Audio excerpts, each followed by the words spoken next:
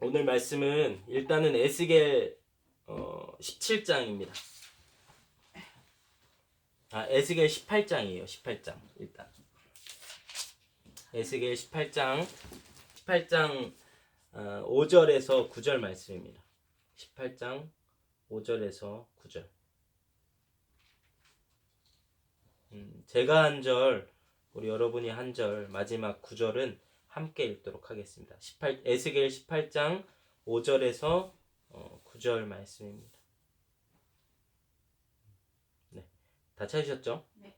사람이 만일 의로워서 정의와 공의를 따라 행하며 산 위에서 재물을 먹지 아니하며 이스라엘 족속의 우상에게 눈을 들지 아니하며 이웃의 아내를 더럽히지 아니하며 월경 중에 있는 여인을 가까이 하지 아니하며 사람을 학대하지 아니하며 빚진 자의 저당물을 돌려주며 강탈하지 아니하며 줄인 자에게 음식물을 주며 벗은 자에게 옷을 입히며 편리를 위하여 구워주지 아니하며 이자를 받지 아니하며 스스로 손을 금하여 죄를 짓지 아니하며 사람과 사람 사이에 진실하게 판단하며.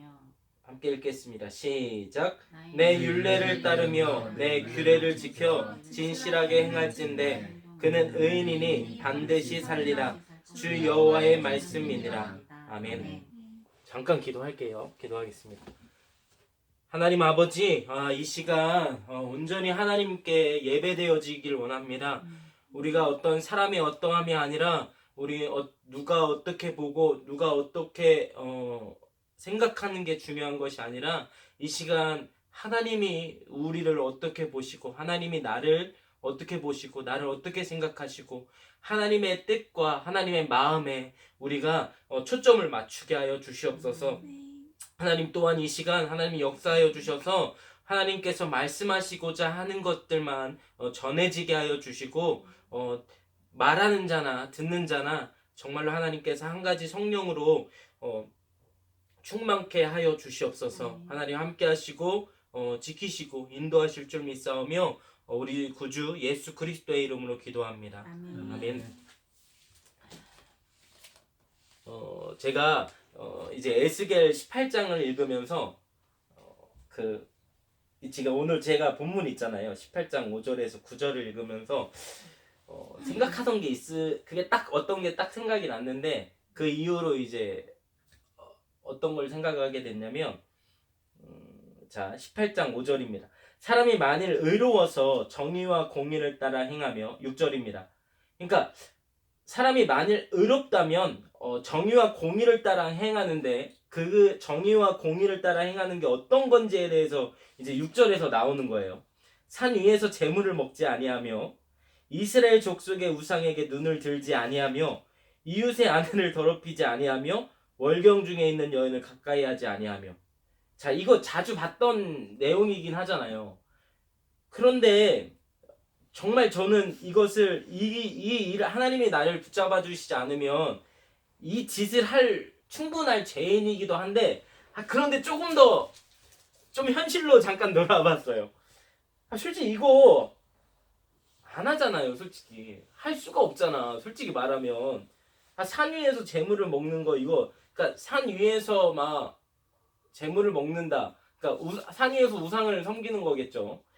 뭐 이것도 그렇고 이거는 좀 그래. 이건 일단 지나쳐. 그리고 이스라엘 족속의 우상에게 눈을 들지 아니하며 물론 우리가 진짜 우상을 섬기는 정말 하나님 붙잡아 주신 우상을 섬기지만 일단 이것도 일단은 넘어가고 이웃의 아내를 더럽히지 아니하며 이거 말이 안 되잖아요. 솔직히 이웃의 아내를 더럽힌다는 것 자체가 이건 예수님 안 믿는 놈도 미친놈인 거잖아요.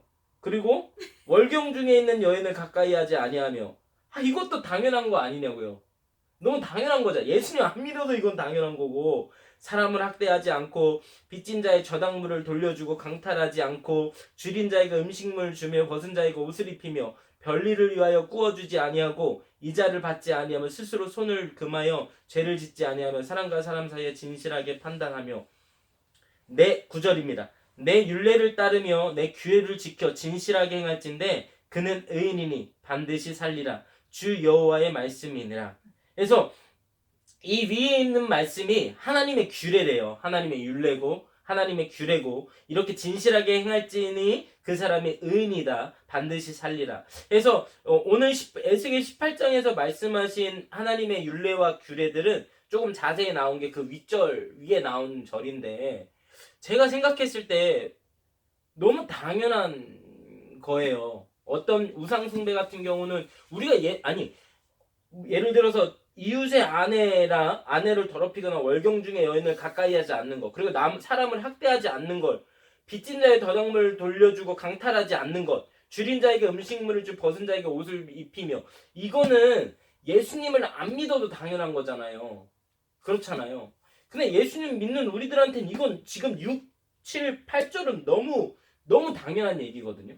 물론 이것을 좀 더 영적으로 가까이 들어가면 우상숭배도 우리가 불교나 천주교나 이슬람만 섬긴다고 해서 우상숭배가 아니라 내 안에 하나님 외에 다른 걸 첫 번째로 두는 게 우상숭배고, 그리고 이 빚진 자의 저당물을 돌려주며 강탈하지 아니하는 것도 우리가 마음속으로 누군가를 마음속으로 누군가에게 어떤 걸 줄 때 이 사람에게 뭔가를 얻을 마음으로 기브 앤 테이크 애들의 마음으로 준다면 이것도 죄 중에 하나고, 뭐 그런 걸로 좀 깊게 들어가면 이제 뭐 이런 죄를 짓지만 사실 이거 그냥 딱 여기 나오는 요 모습 그대로만 보면 사실 안 믿는 사람들도 이건 너무 당연하게 지켜야 될 일이잖아요. 하물며 그리스도인 우리들도 너무나 지켜야 되는 게 너무 당연한 말이에요. 그래서 저는 이 말씀을 읽으면서 이거 좀 당연한데? 좀 당연한 말씀 아닌가? 물론 그거는 우리가 분명히 알아야 되는 게 우리는 하나님 없으면 이 짓을 충분히 하고도 남고 우리가 영적으로든 어떤 죄성의 그 본질 안에서 이 죄질을 저지르기도 한다는 건 너무나 분명하지만 그런 나라는 건 인정은 하지만 그건 분명하지만 이 말씀 요거 자체로 보면 너무나 당연한 거란 말이에요. 이 율례라면. 그런데 갑자기 너무 당연한 것 아닌가 이후에 갑자기 제 안에 깨달음이 온 게 이 시대 때는 이게 당연하지 않아. 이 산위에서 재물을 먹지 않고 이스라엘 족속의 우상에게 눈을 들지 않고 이웃의 아내를 더럽히지 않고 월경 중에 있는 여인을 가까이지 하지 않는 것, 그리고 사람을 학대하지 않고 빚진 자의 저당물을 돌려주고 강탈하지 않고 줄인 자에게 음식을 주며 벗은 자에게 옷을 입히며 별일을 위하여 꾸어주지 아니하며 이자를 받지 아니하며 스스로 손을 금하여 죄를 짓지 아니하는 것, 그리고 진실하게 사람과 사람을 판단하지 않는 것, 판단하는 것, 이게 당연하지 않았던 시대인 거예요. 이게 만연했던 시기인 거예요. 이 에스겔이 이게 결국에는 예언을 한 거잖아. 이스라엘 심판에 대해서 이야기하고 마지막에 회복에 대해서 얘기하지만 결국에는 이 하나님이 이 이스라엘을 심판하기까지 이스라엘 모습이 어땠느냐가 딱 나오는 거예요. 이 모습이 진짜 이제 이 문자 그대로 보고 현실로 딱 보면 이 너무나 당연한 이 말씀이 당연하지 않은 시대였던 거예요. 그래서 제가 한번 제가 다 알지는 못하지만 그래서 이 말씀이 조금 더 좀 더 펼쳐진 게 그동안에 하나님의 어떤 도시나 어떤 부분을 심판하실 때, 이 세상을 심판하실 때 그때의 시대가 어땠는지를 한번 보기 시작했어요. 그래서 먼저는 이때는, 그리고 에스겔 16장을 보시면 이 시대가 어느 정도까지냐면 굉장히 음란의 영적인 음란으로 인해서 실질적인 그러니까 제가 말씀드리죠. 보이지 않는 영적인 것이 실제잖아요. 우리는 그것을 믿는 거고 그게 실제라는 것을 믿고 보이지 않는 영적인 것을 따르며 가잖아요. 하나님 말씀. 그런데 이 보이지 않는 영적인 것은 언제나 보여지는, 나타나지는, 이렇게 육적으로 나타나지거든요. 보여지는 것으로. 그래서 우리가 마음에 미움을 품으면 누군가에게 욕을 하거나 폭력을 행하고 살인을 하는 걸로 나타나지고, 우리가 마음으로 음란하면 겉으로도 음란함이 나타나지게 되고, 하나님 앞에 우리가 죄를 짓고 우리 마음이 더러우면 이 세상의 환경도 더러워지는 거예요. 이게 다 나타나지는 거예요. 그러니까 요즘에 우리 한국 좌파들이 환경 문제 그런 얘기들 굉장히 많이 하지만 인간의 욕심이라고 말하지만 그걸 또 인간의 인간이 스스로 해결하려고 노력하잖아요. 그래서 예수님 믿지 않아요. 영적인 문제고 대한민국도 영적인 다 문제잖아요. 좌파의 문제가 아니고 공산당의 문제가 아니라 교회가 하나님 앞에 죄를 짓고 베드로를 한 게 이게 문제인 것처럼 이 이스라엘도 하나님 앞에 하나님을 섬겼던 사람들이 하나님을 떠났단 말이에요. 음란하게 다른 신을 섬기고 다른 것들을 막 그래서 그 하나님이 막 뭐라고 하냐면 너가 음녀고 너가 창기다. 너가 다른 자들한테 가서 원래는 창기들은 자기가 돈을 받고 자기 몸을 파는데 니네가 돈을 주면서까지 네 몸을 팔고 있다. 막 그래서 이 에스겔은 아니지만 다른 데서는 이사야인가 어디에서는 너가 항상 거리에서 다리를 벌리고 있다고 말하거든요. 그러니까 막 굉장히 음란한데 그래서 그 음란에서 막 우상 숭배를 하고 자녀를 막 제물로 불살라서 막 주고 막 음행하고 내통하여 간음하는 아내라고 말했어요. 우리 막 이스라엘 부로. 근데 이것이 이런 영적인 이 음란함이 결국에는 이 18장에 나오는 이런 상황까지 오게 됐으니까 이스라엘 하나님을 믿는다는 이스라엘 자체가 믿는다는 사람들도 그 마음속으로 그런 음란함을 가지고 있었기 때문에 사회는 당연히 이런 아까 제가 말씀 18장 오늘 5절 6절 6, 7, 8절의 이 말씀이 당연하지 않은 거예요. 이건 당연히 안 지켜지고 당연히 안 지키고 있었던 거예요. 그래서 제가 한번 봤습니다. 노아의 때를 한번 봤습니다. 창세기 6장 1절에서 7절입니다. 읽지는 않고 한번 그냥 읽어볼까요? 자,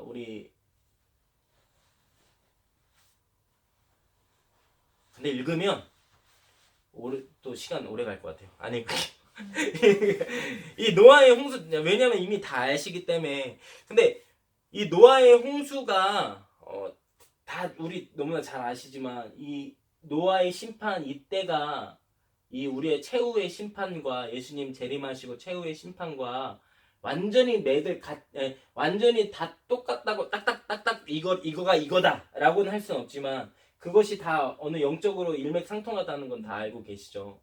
그래서 이 노아의 이 심판이 이 마지막 때의 심판을 예표한다라는 건 다 알고 계시잖아요. 근데 그래서 그 기본 요소들이 되게 서로 공유가 되고 있는데 일단은 첫 번째로는 이 심판 전에 이 노아의 때는 이 심판 전에 120년의 유예 기간이 있었잖아요. 노아한테 뭐라고 하냐면 내가 이 세상이 너무 죄악이 관영해서 내가 심판할 거야. 그러니까 너는 방주를 지어. 이렇게 말하고 100년이 넘고 120년이 넘는 후에 이 일이 일어났단 말이에요. 그러니까 노아는 그 전에 어떻냐면 그 전에 방주를 짓기도 하지만 틈틈이 복음을 전했겠죠. 얘들아 이제 곧 심판 올 거야. 너네 방주 타야 돼. 이제 하나님께 돌아가야 돼. 방주 타야 돼. 회개하고 하나님께 돌아가야 돼. 막 외쳤을 거란 말이야. 그 기간이 120년. 얼마나 점점점 구라라고 했겠죠. 사람들은 노아 저렇게 미쳐가지고 구라라고 했겠죠. 근데 지금도 마찬가지예요. 우리 대한민국도 마찬가지지만 지금도 예수님이 왜 하루속히 오시지 않냐면 한 사람이라도 영혼을 구원하기 위해서. 그러니까 우리들한테 계속 지금 120년의 유예 기간을 계속 주는 온 인류한테 최후의 심판이 오기 전에 우리한테 계속해서 유예 기간을 주시는 거죠. 우리한테 너무 감사하죠. 죄인인 우리들한테. 그것이 약간 서로 그 노아의 심판과 지금 우리가 살아가고 있는 맞이할 그 최후의 심판과 유사한 점입니다. 그리고 하나님을 경외하는 자에게는 구원의 방법이 아주 구체적으로 주어진다는 거. 노아한테도 너 야 심판할 거야 라는 걸 알려주고 방주를 지어 이렇게만 말씀하신 게 아니라 그 방주를 어떻게 지을 건지 자세하게 알려주시잖아요. 오늘날 우리들에게도 하나님을 경외하는 사람들 중심으로 하나님을 경외하는 사람들한테 어떻게 해주시냐 아주 구체적으로 인도하신다는 거예요. 아주 구체적으로 우리들도 지금 계속 인도해주고 계시잖아요. 사실 하나하나 인도해주시고 아주 구체적으로 그렇게 그러니까 우리들이 지금 이 노아한테 이 120년의 유예 기간을 살고 있는 것이 지금 우리들인 거죠. 그러니까 우리들이 그렇다면 이 시기를 잘 구원으로 나아가기 위해서는 내가 하나님을 경외해야. 그러면 하나님이 나에게 성령을 통해서 구체적으로 알려주신다. 그리고 우리가 그것을 통해서 더 많은 사람들이 이제 최후 심판을 앞두고 있는 많은 사람들에게 전하는 그런 파수꾼의 역할도 해야 한다는 것이죠. 그리고 심판을 할 때에 이것이 노아의 심판도 어떤 그 한 지역만 일어난 일이 아니라 온 지구적으로 범지구적으로 일어난 문제잖아요. 그런데 최후의 심판은 범지구적을 뛰어넘어서 범우주적으로 일어날 심판인 거잖아요. 그러니까 똑같지는 않지만 어쨌든 그러한 공유된 영적인 공유됨이 있다라는 겁니다. 그리고 또 중요한 거는 뭐냐면 죄인 등의 멸망이 초래되었고 그리고 절대 다수가 멸망받았으나 소수는 구원받았다는 겁니다.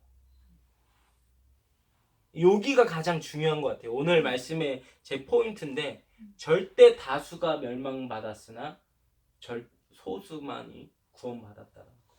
이것이 노아의 그 심판 때와 지금 우리 최후의 심판이 공유되는 것 중에 하나라는 겁니다. 우리가 그것을 통해 알 수 있는 것. 그리고 오늘 제가 잠깐 말씀드렸다시피 18장 6절에서 8절의 이 말씀도 당연하지 않았다는 것은 무엇이냐? 이 말씀을 지키지 않는 게 당연했다는 건 뭐냐? 절대 다수가 그것을 선하고 당연한 것을 여겼다는 거예요. 결국에는 뭐냐면 이 시대는 좀 더 가겠습니다. 보시면 창세기 6장 2절 보시면 함께 읽을게요. 창세기 6장 2절 시작. 하나님의 아들들이 사람의 딸들의 아름다움을 보고 자기들이 좋아하는 모든 여자를 아내로 삼는지라. 여기서 우리가 주목해야 될 단어가 두 가지가 있습니다. 먼저 아름다움을 보고, 그래서 여기에서 그러니까 하나님의 아들들이 사람의 딸들의 아름다움을 보고, 요 하나님의 아들들은 누구, 사람의 딸들은 누구냐, 이거는 잠깐 제껴둘게요. 근데 어쨌든 하나님의 아들들이 뭘 아름다움을 보고 해서 이 그 언어적 히브리어 원어로 보면 이 보고, 아름다움을 보고 할 때 이 보다가 보다가 이게 와이레우거든요. 히브리어로. 근데 거기에서 이제 그것이 파생된 원 언어는 라하. 그래서 그게 뭐냐면 주목하다, 조사하다, 정탐하다. 그러니까 아름다움을 봤다는 게 그냥 우리가 힐끔힐끔 쳐다보고 그냥 제가 아무 이유 없이 멍 때리면서 이렇게 현우를 보고 있는 게 아니라 그 아름다움을 사람의 딸들, 그러니까 하나님을 믿지 않는 사람들이라고 본다면 세상적인 여자예요. 그러니까 세상적인 여자들을 그냥 보는 게 아니라, 짧은 치마를 봐서 그냥 보는 게 아니라, 그러니까 흔히들 남자들이 그러면 안 되는데 이렇게 짧은 치마 보면 이렇게 본다고 하잖아요. 근데 단순히 그렇게 근데 그것도 잘못된 거예요. 그것도 음욕으로 쳐다볼 때가 있어서 그것도 잘못된 거지만, 음욕으로 쳐다보면 잘못된 거지만 어쨌든 그냥 그 정도로 이렇게 보고 마는 게 아니에요. 요게 주목하다, 조사하다, 정탐하다. 무엇을 조사한다라는 거는 그냥 보는 게 아니잖아요. 정탐할 때 그냥 정탐하나요? 속속들이 알아보잖아요. 그 아름다움을 봤다라는 이 보고는 그 아름다움을 아주 탐하면서 봤다는 거예요. 아주 자세하게 정탐하듯이, 조사하듯이 봤다는 거예요. 그러니까 모든 여자들을 볼 때마다 그렇게 봤던 거예요. 그런 육체적인 그런 거. 근데 이거 그 뒤에 나와요. 보고가 그런 주목하다, 종사하다, 정탐하 아주 세세하게 보는 건데, 뭘 보았냐? 아름다움을 봤는데 어떤 아름다운 여자들, 바로 자기들이 좋아하는, 이것도 아주 중요합니다. 자기들이 좋아하는, 여기에서 좋아하는에서 나온 히브리어 원어는 토보트가 써져 있어요. 토보트. 여기에서 좋아하는 이 토보트는 다른 식으로 좋아하는 게 아니라 감각적으로 유쾌해하고 즐거워하는 거예요. 감각적으로. 그러니까 육체적. 그러니까 육감적으로. 요게 좀 더 표현이 맞겠네요. 육감적으로 자기가 유쾌하고 즐겁게 하는 것들. 그러니까 자기들의 육체적 감각을 만족시킬 목적으로 주목한 거예요. 자기들이 좋아하고 아름다운 것을 봤다는 건 뭐냐면 자기들의 육감적인 그 감각, 육적인 감각을 만족시킬 목적으로 여자들을 주목했다는 거. 오늘날 남자든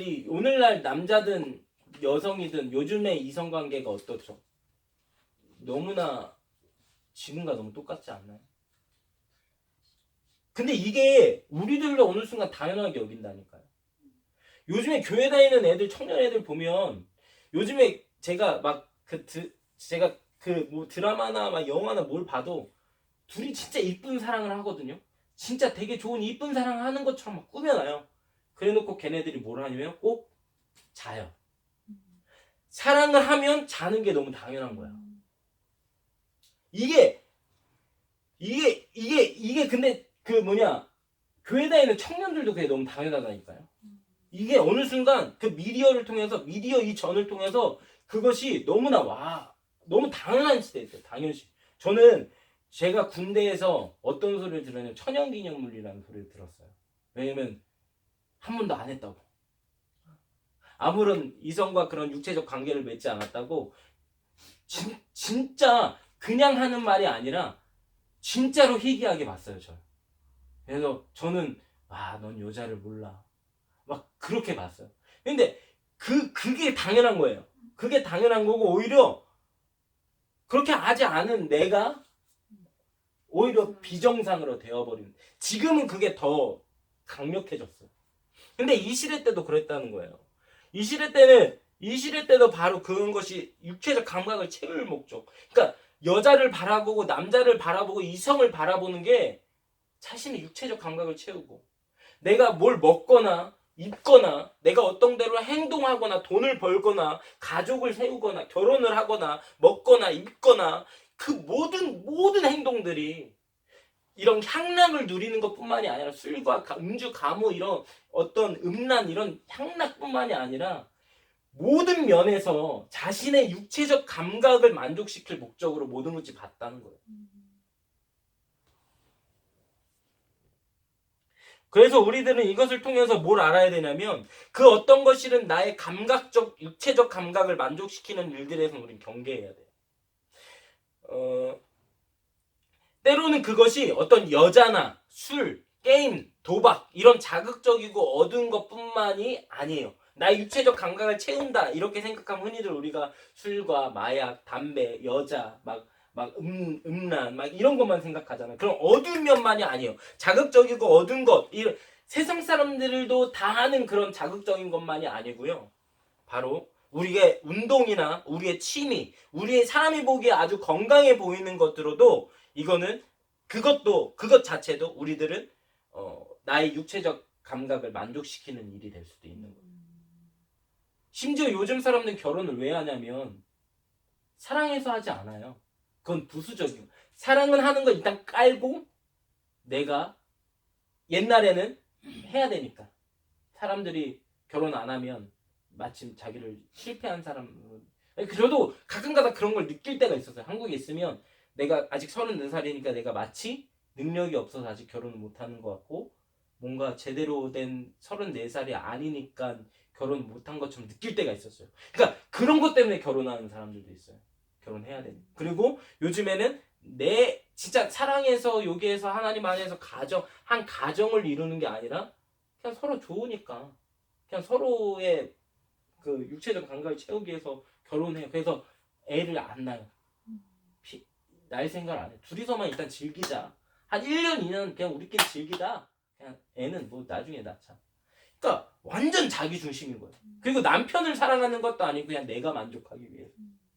그러니까 결혼이나 우리가 보이기에 어떤 어둡고 자극적인 면만이 아니라 어떤 취미나 모든 건전해 보이고 선해 보이는 그것까지도 우리들은 어떤 것을 목적으로 하냐면 나의 육체적 감각을 채우기 위해서 한다는 것은 우리는 경계해야 된다는 거예요. 나타나잖아요. 노아의 심판대가 그랬다니까요. 지금 우리 안에서 당연하다고 생각하는 것들이 아닌 거예요. 사실 하나님 안에서 아닌 게 너무 많아요. 조금 더 가볼게요.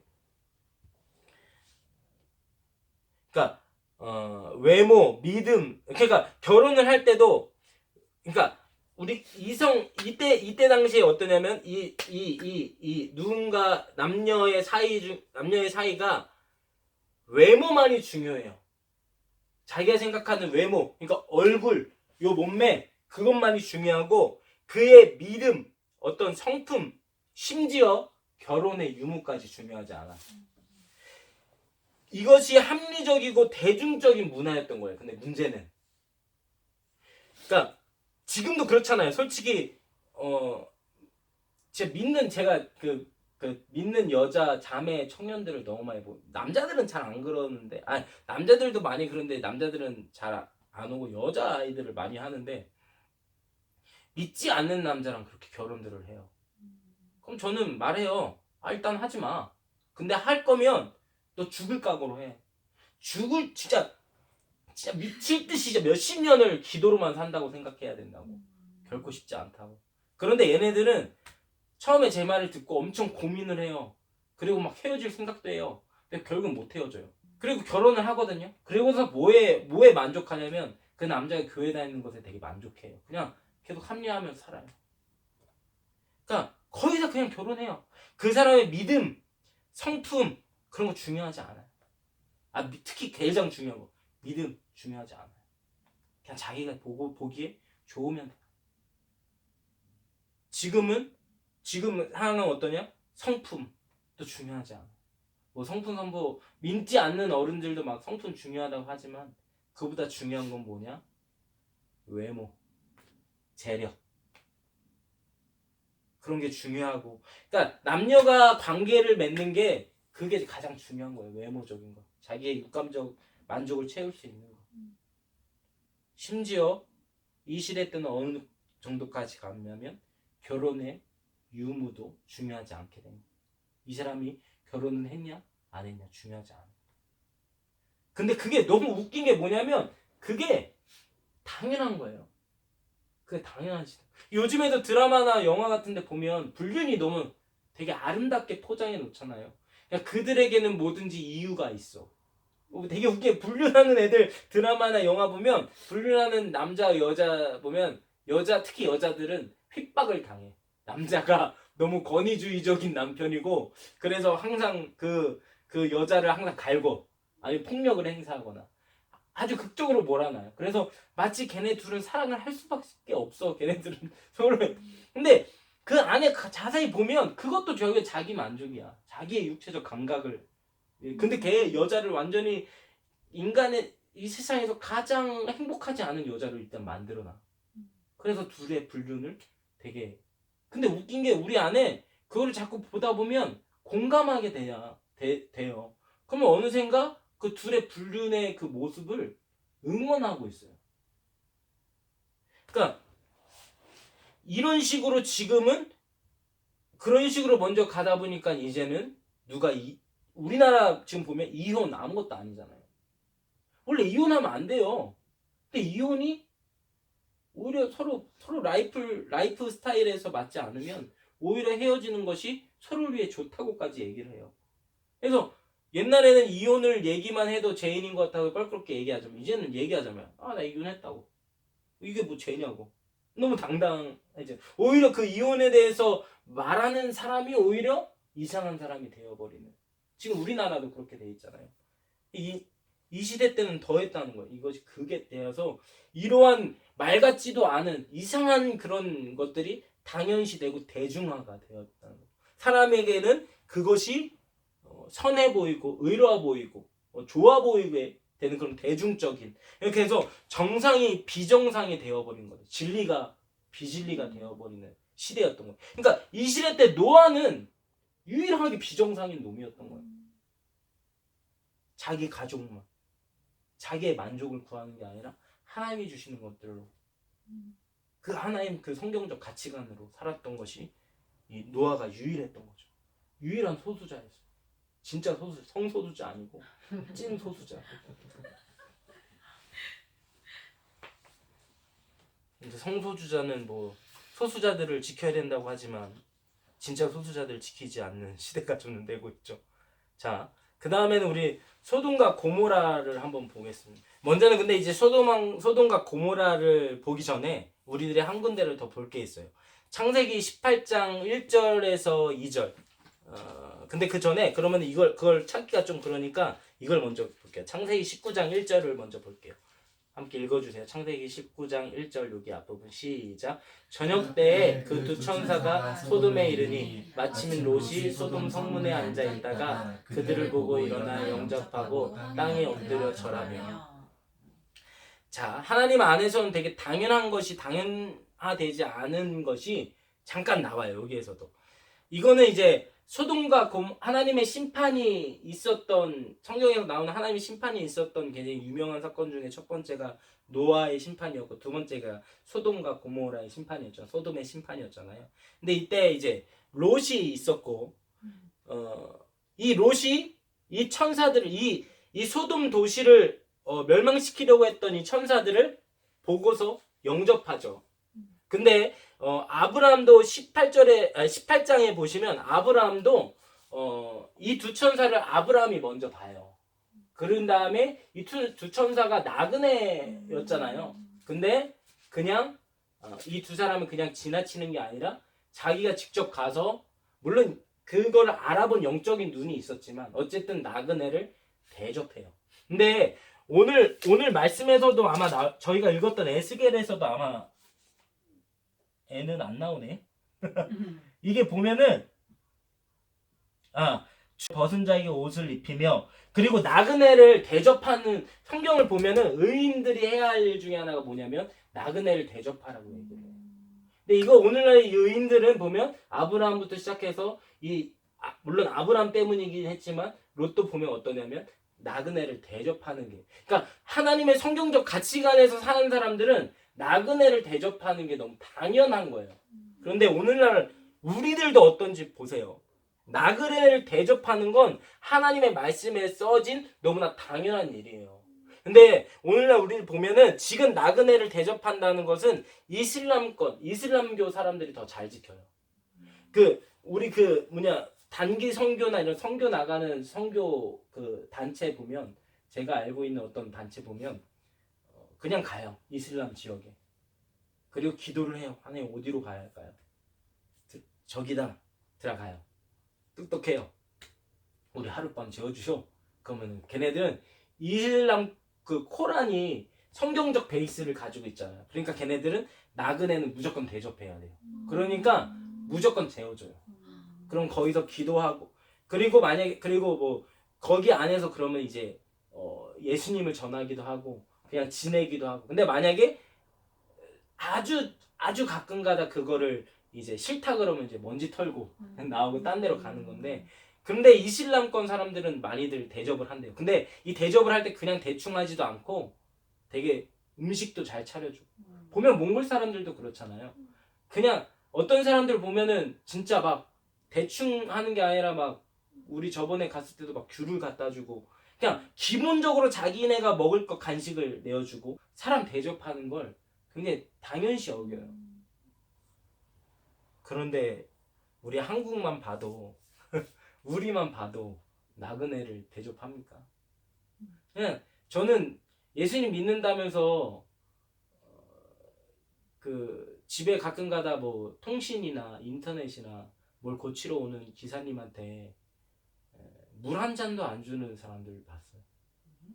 저는 그런 분들 오시면 자랑이 아니라, 저는 기본적 세팅, 그런 분들이 오면은 집에 마실 게 없으면 물이라도 드리거든요. 마실 게 있으면 이제 캔이나 이런 음료수를 드리고.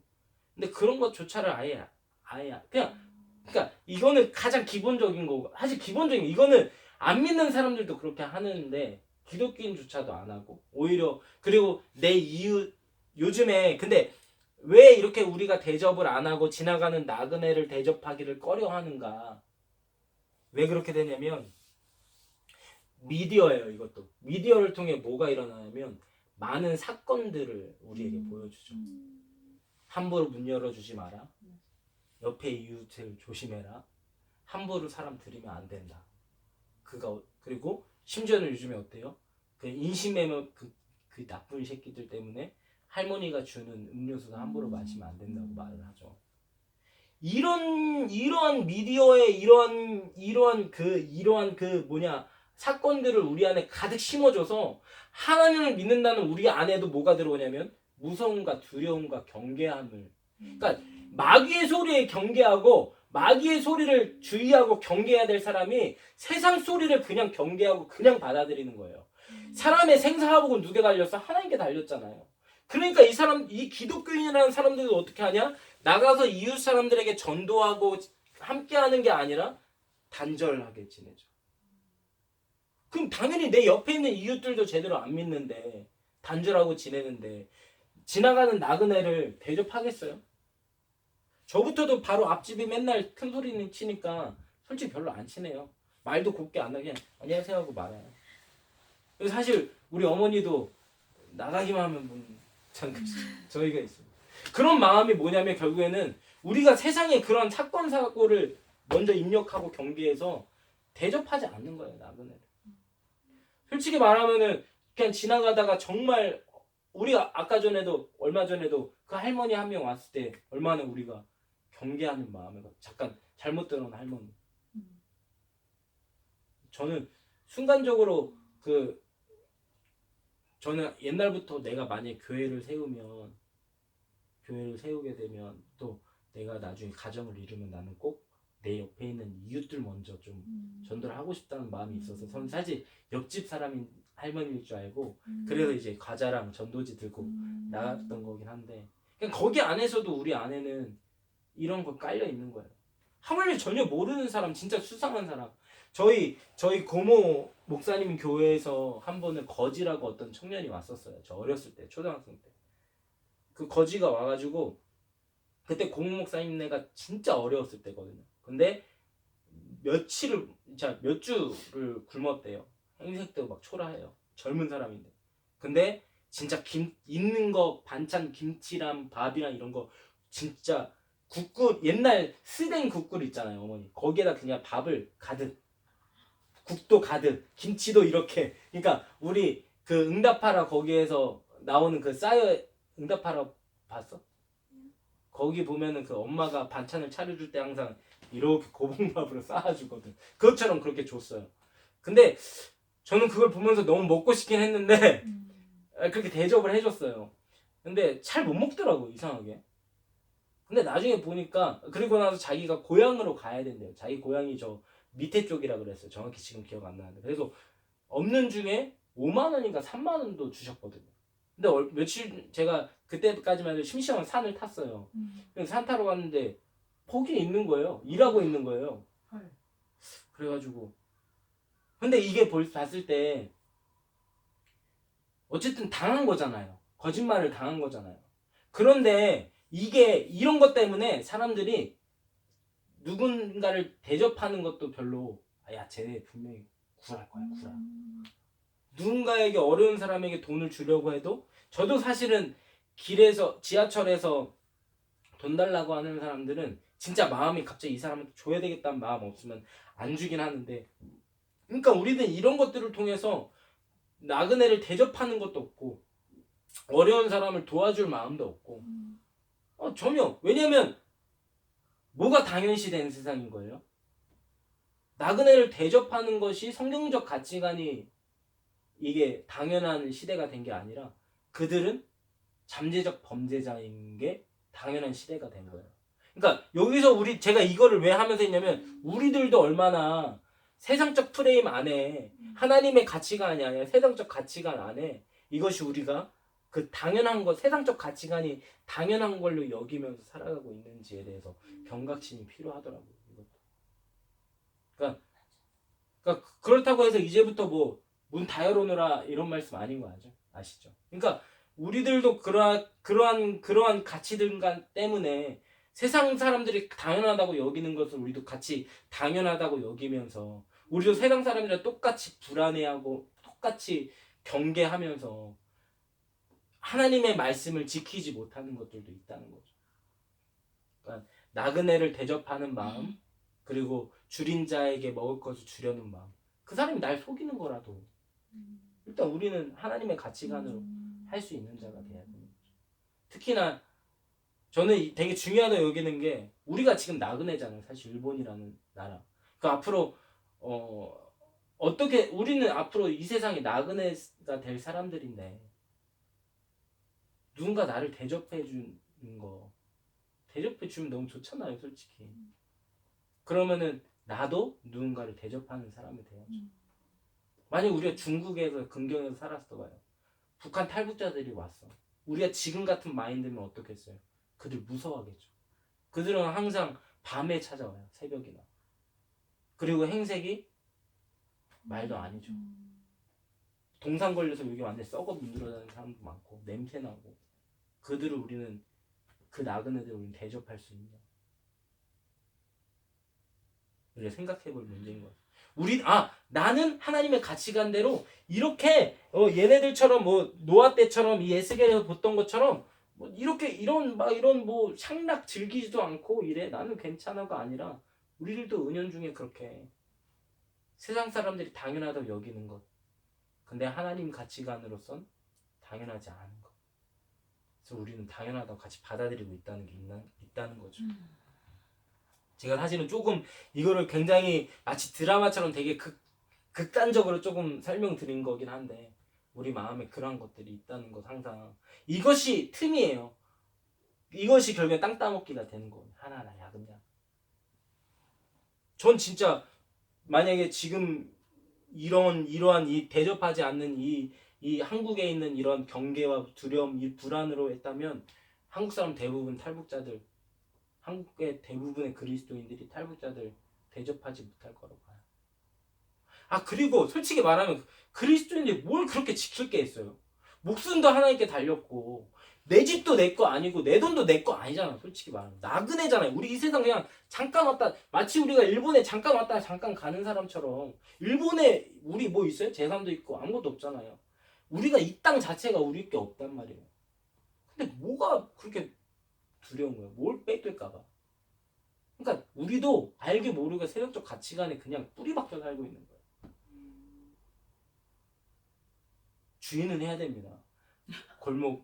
무서운 골목길 이왕이면 여자는 안 돌아다니는 게 좋고 같이 돌아다니는 게 혼자 우리 안에 그만큼의 세상의 가치관이 우리 안에 뿌리 깊게 박혀 있다는 것을 그래서 오히려 하나님의 그 말씀이 오히려 비정상이 된 것이 우리 안에도 있다라는 거예요. 좀 알려드리기 위해서. 자, 좀 벗어났는데 이 소돔 때는 어떠한 이때 이 상황을 좀 더 알려드리겠습니다. 4절입니다. 4절 한번 읽어볼까요? 시작. 그들이 눕기 전에 그 성사람 곧 소돔 백성들이 노소를 막론하고 원근에서 다 모여 그 집을 에워싸고. 여기서 중요한 게 뭐냐면 노소를 막론하고가 저는 좀 집중을 하고자 합니다. 뭐냐면 이 롯의 지금 여기의 상황은 아시죠? 지금 이 롯에 이 천사가 왔어요. 그래서 이 롯이 영접했어요. 천사가 싫다고 했는데 억지로 이렇게 와서 롯이 잘 대접하죠. 발을 씻기고 주무시고 일찍 일어나고 가서 막 이렇게 딱 이렇게 했어요. 근데 외부 사람이 들어왔다는 거예요. 그러니까 얘네들이 몇몇 사람, 진짜 악한 몇몇 사람이 아니라 이 소돔성의 모든 그냥 아이들, 젊은 애들만 그런 게 아니라 노소, 젊거나 나이가 많거나 할 것이 다 왔다는 거예요. 여기에서 중요해. 이 노소. 제가 일본에서 보니까 시골에 있는 사람이랑 도시에 있는 사람이랑 또 다르잖아요. 그리고 보니까 조금 더 옛날 어르신들의 가치관과 생각도 저도 잘은 모르지만 대화는 안 해봤지만 느껴지는 게 또 다르고 젊은이들이 또 다르더라고요. 가치관의 생각이 약간 그렇게 다른데 이 죄에 대한 이 욕망, 이 죄에 대한 욕망 안에서는 노소가 없는 거예요. 지금 이 소돔 땅. 그러니까 이게 뭐냐면 다수가 이 누군가 외부가 사람이 들어왔어. 이 롯 집에 다 쳐들어가는 거가 다수가 당연하고 선하고 의로운 걸로 여겼다는 거예요. 그만큼 이 소돔의 모든 노소가 모든 다수가 죄악되었다라는 것도 보여주는 거죠. 얼마나 이 소돔이 그 악함의 범위가 어느 정도인지. 뭐 아브라함이 뭐 이미 알죠. 아브라함이 진짜 10명만 있어도 막 40명만 있어도 막 이렇게. 그러니까 그만큼 대다수가. 근데 롯도 제대로 된 의인이 아니라 진짜 아브라함 통해서 그래도 하나님 이때 그리고 하나님 그 가치관으로 그래도 대접하는 사람이기도 했고, 그러니까 한 롯이랑 롯의 식구들만. 여기도 뭐예요? 다수는 악함, 절대 소수가 구원받잖아. 5절 롯을 부르고 그에게 이르되 오늘 밤에 내게 온 사람들이 어디 있느냐 이끌어내라 우리가 그들을 상관하리라. 이건 다 아실 거예요. 상관하리라. 이 상관하다에 해당하는 그 원어의 뜻은 야다예요. 야다.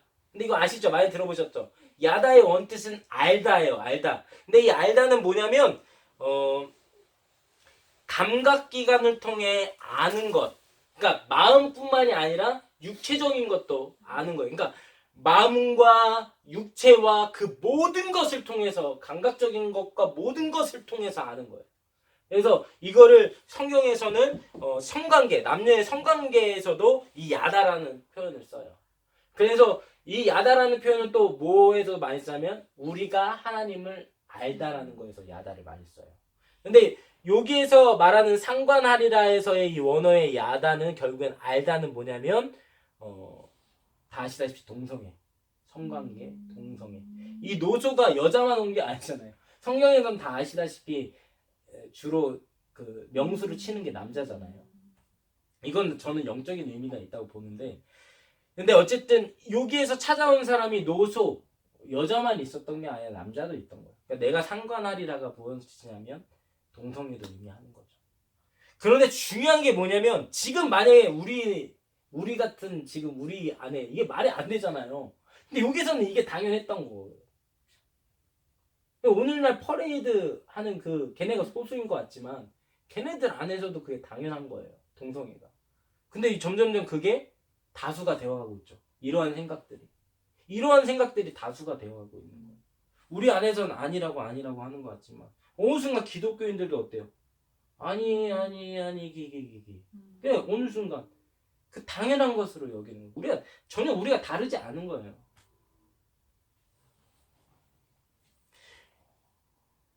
저는 좀 이 부분은 너무 진짜 좀 마음이 진짜 너무 아팠는데 더 충격적인 일이 일어나죠.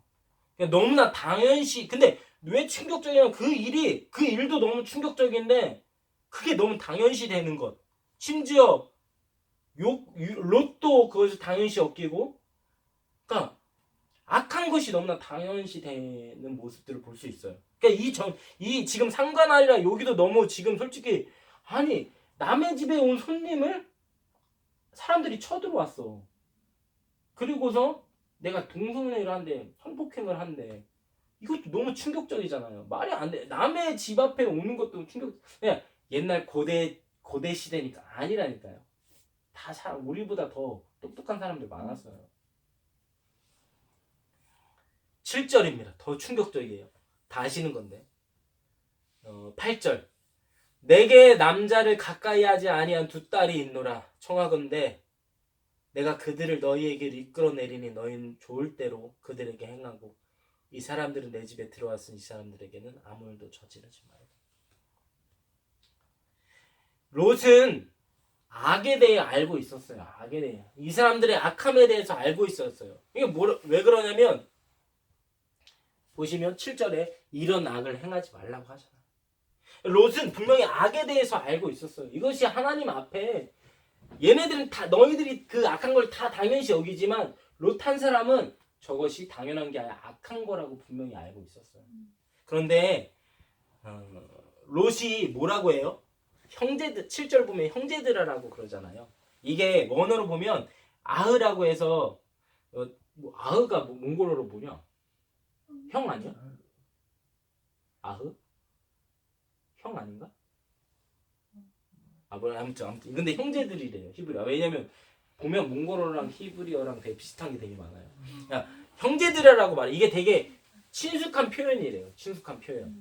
그러니까 롯이 이 사람들한테 악에 대해서 분명히 알고 있었어요. 근데 그 악을 저지르고 있는 진짜 말도 안 되는 악을 저지르고 있는 사람들에게 형제들이라고 하는 친숙한 표현을 써요. 그러니까 이 말은 롯이 뭐냐면 롯의 상태는 악은 알고 있었지만 그 악들을 바꿀 믿음의 힘도 없었고 자신의 삶은 언제나 생존을 위해 살고 스스로도 생존을 위해서 그냥 살아가고 있었던 거예요. 믿음으로 그냥 악인 걸 아는 판단은 하고 있었지만 그것을 돌파할 수 있는 믿음의 힘이 없었던 거예요.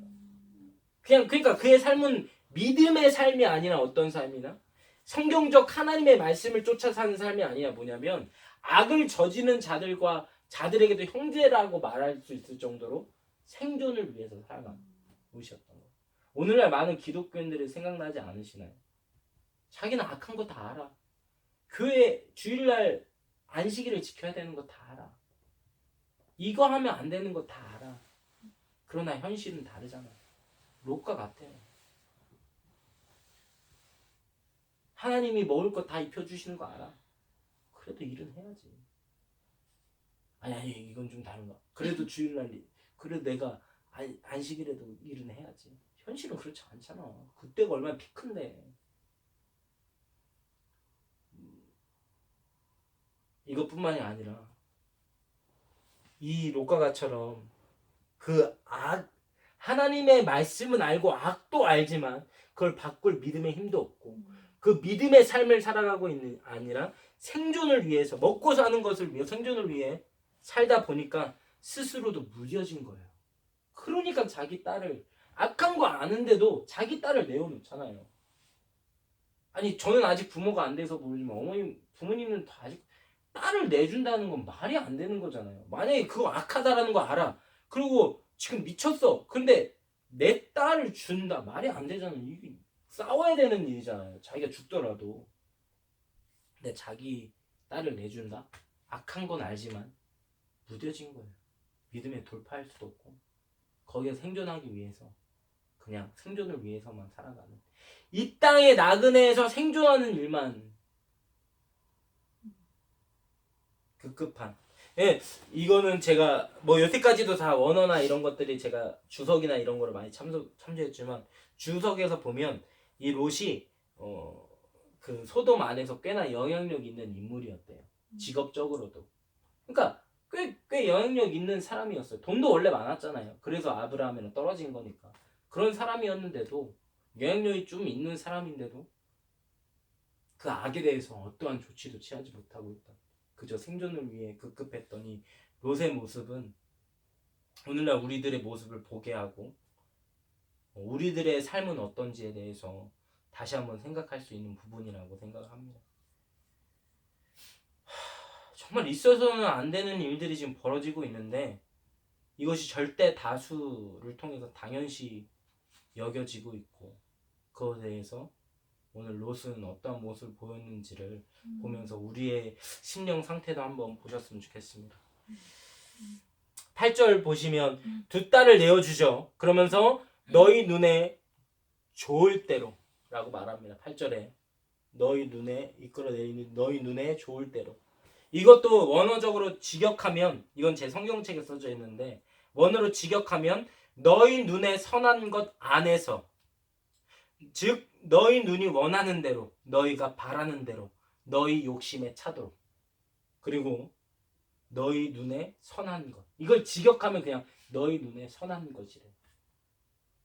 선한 것 악한 거잖아요. 그들 눈엔 그게 선한 거예요. 뭐냐 결국에는 내 눈이 원하고 내가 바라고 내 욕심을 채울 수 있는 게 나에게 만족함을 주는 게 선한 것이라는 거예요. 고통의 때가 이르고 마지막 때가 이르면 뭐가 먼저 한다고? 자기를 사랑한다. 자기가 우선. 결혼도 뭐 때문에요? 자기를 위해서요. 종교도 왜 가져요? 자기를 위해서. 돈도 왜 벌어요? 자기를 위해서. 무엇이 선한 거예요? 하나님? 아니요. 내가 잘 되는 게 선한 거예요. 누군가의 집에 온 손님을 내놓으라는 도덕적 타락. 이거는 뭐냐? 여기는 내 상이야, 내 성이야. 여긴 내 집이야. 여긴 내 지역이야. 여긴 내 나라야. 근데 손님이 왔어? 외부인이 왔어? 그럼 내가 하고 싶은 대로 할 수 있는 거야. 당연한 거야. 이건 내 권리야. 말이 안 되는 거 같죠? 우리 성이야. 근데 너네가 외부인이야? 그거 우리 마음대로 할 수 있는 거야. 이게 내 권리야. 그러니까 롯의 집에 찾아가죠. 노소가.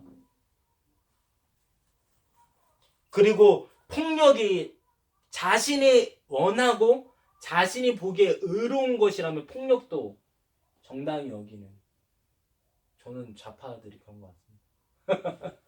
오늘날 우파들도 뭐 정치에 빠진 사람들 똑같다고 보고, 얼마 전에 광화문 집회에 대해서 비판하는 중보자들한테 어떤 태국에 있는 선교사라는 사람은 보이면 죽이겠다라고 말을 하고 있고,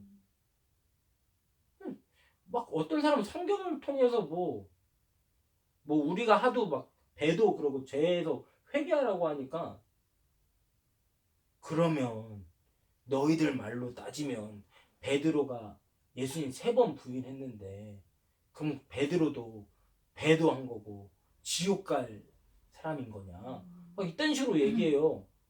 말이 안 되는 게, 베드로가 3번 부인했다고 우리도 3번 부인해야 돼요? 아닌 거잖아요. 우리는 그것을 베드로 사도도 부인하는 걸 보고, 아, 나도 예수님을 충분히 부인할 수 있는 사람이구나 하면서 더 경각심을 가지면서 예수님 부인하지 않으려는 게 정상이지. 어떻게 그 성경의 말씀을 가져와서 그런 베드로도 부인했는데 이런 말 했는 이 사람들도 다 배도한 거냐? 아, 베드로 부인한 거 맞잖아요. 그럼 배도 맞죠. 아, 베드로의 부인이 배도가 아니에요?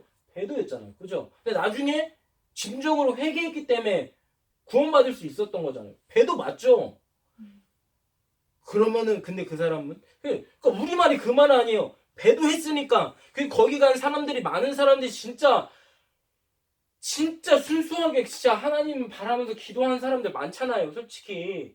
아니, 그 사람들 배도로 가게 하지 마라. 돌이켜라. 제대로 회개하고 배도하지 말고 거기서 나와서 진짜 구원 받자. 좀 제대로. 아, 이 말 아니에요. 근데 뭐가 도대체 문제인지 모르겠어요. 진짜 말 같지도 않은 성경을 가지고서 그렇게,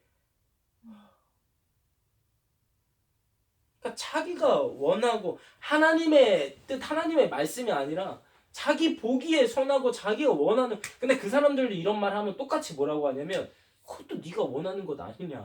아니, 성경에 써져 있는데 이거 안 믿고 다른 성경 가져와서 기껏 찾아낸 게 베드로 그거고. 아니, 우리가 누군가에게 말씀으로 지적하고 권면할 때, 아, 그를 짓밟는 게 아니잖아요, 사실. 받는 사람은 짓밟는다고 느껴지죠. 왜냐면 자기의 신앙을, 예를 들어서 우리가 WCG에 대해서도 얘기하면 사람들이 왜 못 나오냐면, 한번 말씀드렸지만 그동안 자기의 모든 신앙이 다 무너지는 것 같거든요. 왜 인정하는 것, 그럼 그동안 내가 받았던, 왜 이단에서 못 빠져나오냐면, 그동안 내가 받았던 성령의 은혜는 뭐지? 이것 때문에 못 빠져나와요.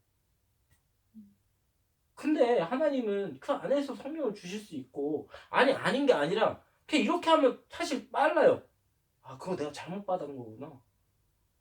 그럼 나 이제 진짜 하나님 분명히 살아계신다 아니까 진짜 제대로 믿고 싶다. 그냥 자기가 그동안 받았던 은혜, 그 모든 것 그냥 부정하고 나오면 돼요. 진짜 하나님 바라면.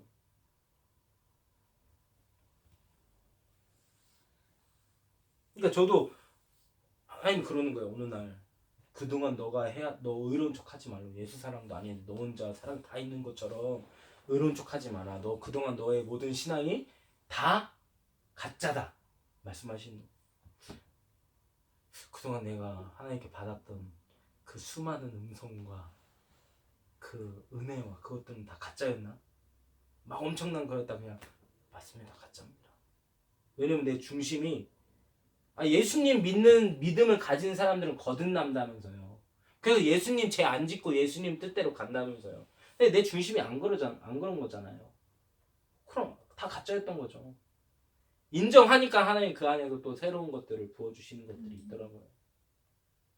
그러니까 자기가 원하는 것, 이 소돔과 고모라 이 사람들과 그 마음들이 너무나 폭력, 도덕적 타락, 폭력, 그리고 동성애와 음란들이 당연시 되었던 겁니다. 이것이 어느 날 갑자기 뚝 떨어지는 10년들이 아니고요. 그냥 그 사람들이 어쩜 저럴 수가 있어. 역시 야만인들이야. 고대 사람들은 야만이 아니라 그들도 우리와 똑같은 사람들이고 우리도 아까 보셨던 것처럼 우리도 경계하고 말씀 안에서 하나님의 가치관대로 제대로 서지 않으면 우리도 당한다니까요. 뚝 떨어진 신념이 아니라 신념과 현상이 아니라 지금의 우리처럼 비정상이 점점 정상이 되어가고 있는 겁니다. 비정상이. 이 두 가지만 볼게요. 뭐 제가 더 너무 비슷하지 않아요? 제가 그쪽으로만 봐서 그런지 몰라도 이 노아의 심판의 때와 소돔의 심판의 때와 그리고 이 이스라엘의 심판의 때가 1차 심판의 때가 너무나 비슷합니다. 하나님의 말씀이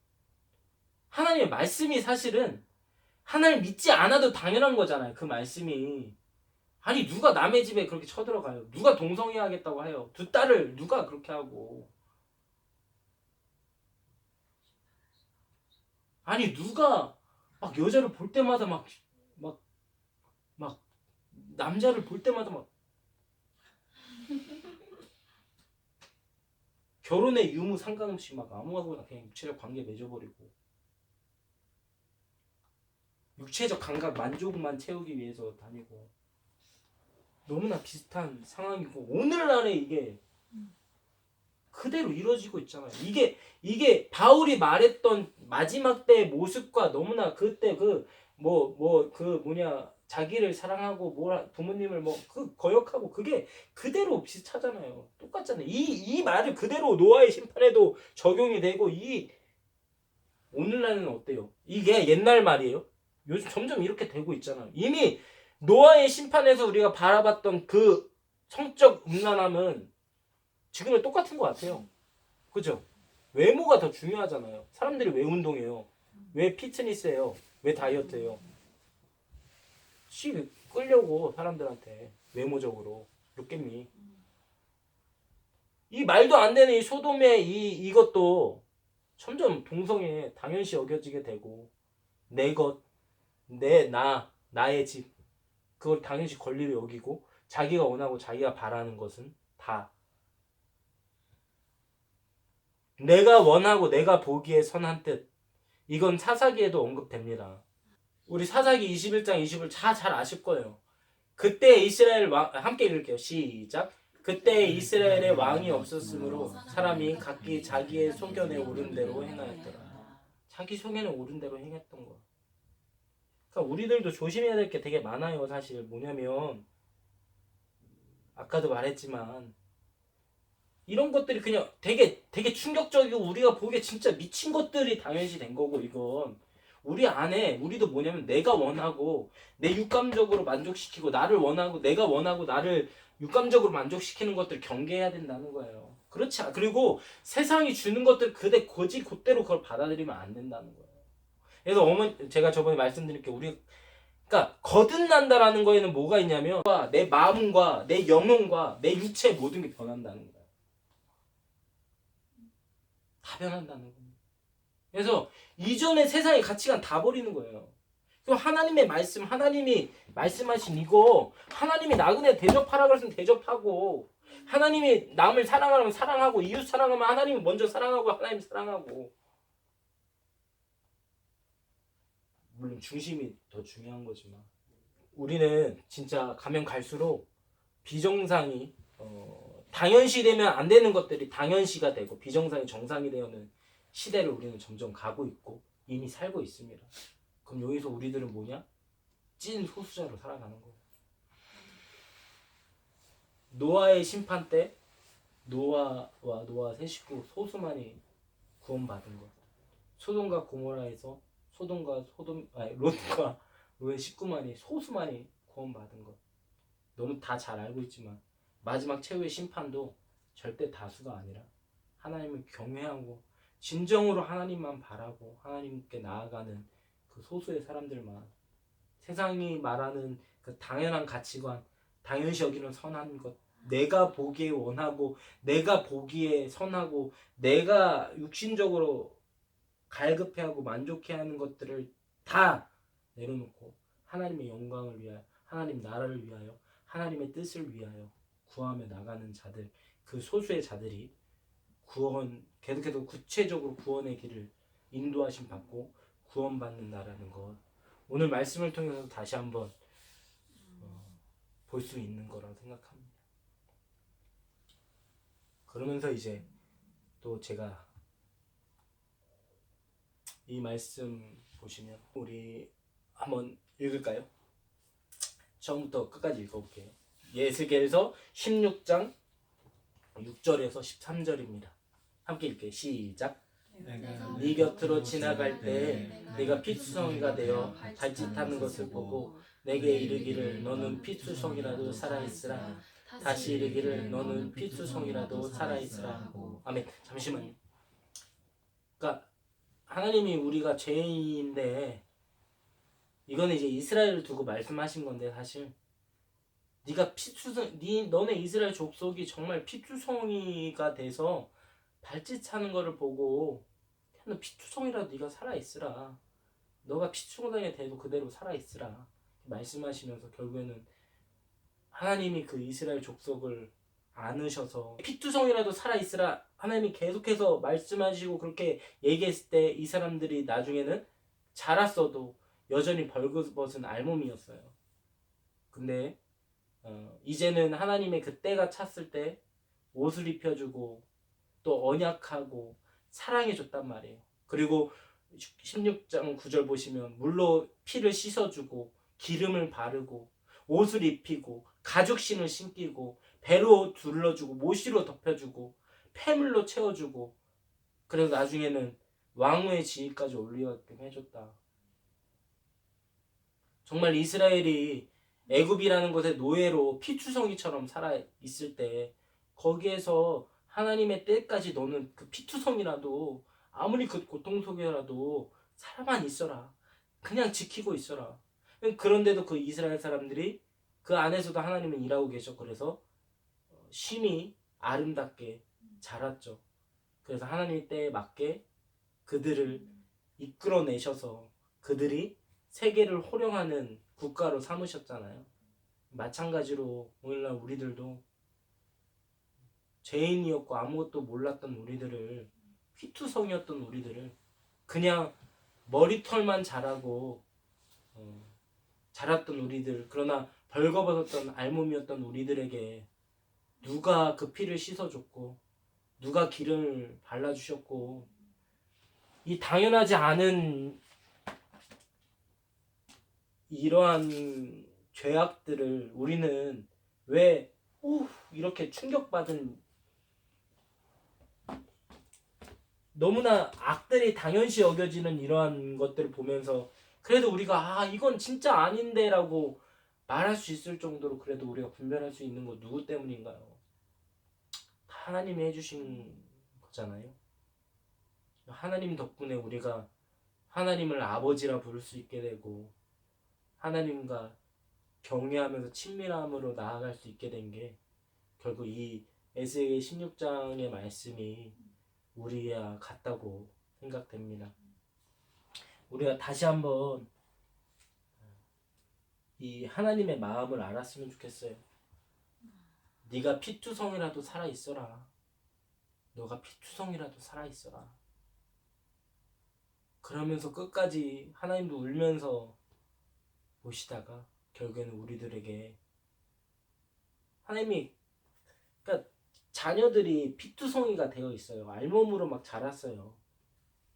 근데 그거를 그냥 바라만 볼 때 그냥 아무렇지 않은 바라봄이었을까요? 핏물 나는 바라봄이었을 거예요. 그러면서 이제 내가 사랑할 때가 됐을 때 그 아이를 물로 피로 씻어주고 이 기름을 바를 때 그저 기쁜 마음으로 해줬을까요? 기쁨이 있었지만 울면서 씻어줬을 거예요. 울면서. 진짜 자기 자식이, 너무 아끼는 그 자식이 피투성이가 되고 그거를 바라볼 수밖에 없었던 아버지의 마음, 그리고 그것을 데려와서 아버지의 때가 돼서 그 피를 씻어주고 기름을 발라주고 그 옷을 직접 입혀주셨던 그 아버지의 사랑을 우리는 잊지 않았으면 좋겠습니다. 그래서 점점점 이 심판의 때로 다가가는 이 시대 속에 우리는 악한 것을 선하다 여기고 우리가 원하는 것을 괜찮다 여기면서 다수의 길을 가는 게 아니라 하나님의 말씀 앞에 하나님의 영광을 위하여 하나님의 뜻을 위하여 나아가는 그런 찐 소수자들의 길을 가는 우리 모두가 되기를 간구합니다. 기도하겠습니다. 사랑의 하나님 아버지, 우리 안에 하나님의 성경적 가치관이 아니라 세상의 가치관이 조금이라도 있다면 하나님 다 뽑아내 주시옵소서. 다 박살내 주시옵소서. 우리가 완전히 거듭나지길 원합니다. 그래서 온전히 하나님의 말씀만 쫓기 원합니다. 내가 좋아하는 것, 내가 원하는 것을 추구하는 삶이 아니라 하나님이 원하시고 하나님 기뻐하시는 것을 추구하는 삶이 되기 원합니다. 그래서 나의 마음이 하나님이 좋아하시는 것을 좋아하고 하나님이 기뻐하시는 것을 기뻐하고 하나님이 슬퍼하시는 것을 슬퍼하고 하나님이 아파하시는 것을 같이 아파하는 그건 우리 마음이 되게 하여 주세요. 하나님 온전히 우리의 마음이 진짜 알고 끝나는 게 아니라 그냥 보여지는 어떤 그런 것들이 아니라 어떤 정립되어지고 어떤 배워서 이루어지는 것이 아니라 우리 마음이 진짜 하나님 사랑하고 진짜 하나님만 바라보고 진짜 하나님만 경외하는 그것만 추구하는 자들이 되게 하여 주세요. 우리 안에 있는 모든 더러움과 모든 욕심과 욕망과 모든 자기 만족과 있는 나도 모르게 괜찮다고 말하지만 계속해서 자리 잡고 있는 나의 어떠한 우상과 심지어 하나님 외에 나를 두었던 나에 대한 우상 그 모든 것들을 이 시간 예수 그리스도의 이름으로 박살나게 하여 주시옵소서. 진실로 하나님만 따르기를 원합니다. 하나님 우리 사랑해 주셔서 너무 감사합니다. 그 사랑만 온전히 따라가고 온전히 그 정말로 세상 사람들이 다 아니라고 말해도 그것이 하나님 뜻이라면 예라고 말하며 걸어가는 그러한 복된 길을 가게 하여 주세요. 함께 하시고 인도하실 줄 믿습니다. 하나님 진짜 이끌어 주시고 성령 충만케 하시고 하나님이 우리를 이끌어 주세요. 함께 하실 줄 믿사오며 우리를 죄악에서 구원하여 주신 예수님의 이름으로 기도드립니다. 아멘.